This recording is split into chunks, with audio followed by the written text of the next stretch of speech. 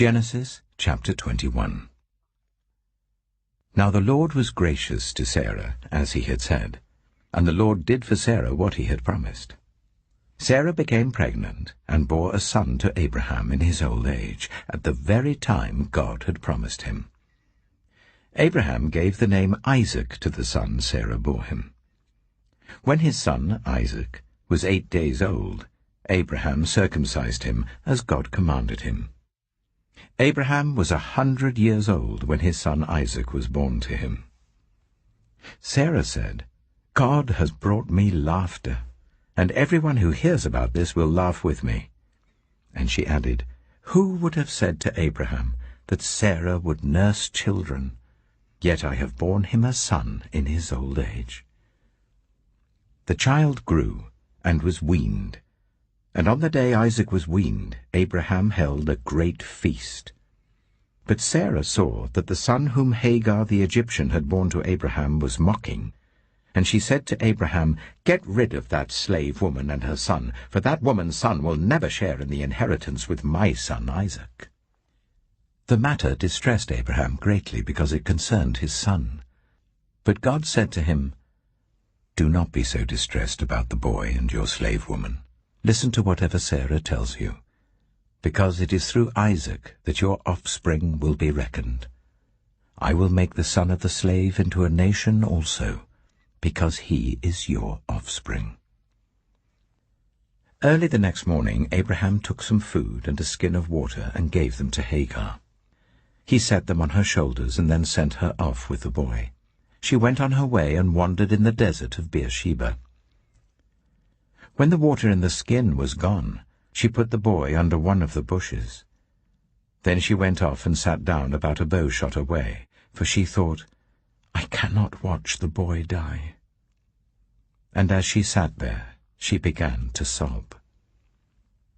God heard the boy crying. And the angel of God called to Hagar from heaven and said to her, "What is the matter, Hagar? Do not be afraid. God has heard the boy crying as he lies there. Lift the boy up and take him by the hand, for I will make him into a great nation." Then God opened her eyes, and she saw a well of water. So she went and filled the skin with water and gave the boy a drink. God was with the boy as he grew up. He lived in the desert and became an archer. While he was living in the desert of Paran, his mother got a wife for him from Egypt. At that time, Abimelech and Phicol, the commander of his forces, said to Abraham, "God is with you in everything you do. Now swear to me here before God that you will not deal falsely with me or my children or my descendants. Show to me and the country where you now reside as a foreigner the same kindness I have shown to you." Abraham said, "I swear it." Then Abraham complained to Abimelech about a well of water that Abimelech's servants had seized. But Abimelech said, "I don't know who has done this. You did not tell me, and I heard about it only today." So Abraham brought sheep and cattle and gave them to Abimelech, and the two men made a treaty. Abraham set apart 7 ewe lambs from the flock, and Abimelech asked Abraham, "What is the meaning of these 7 ewe lambs you have set apart by themselves?"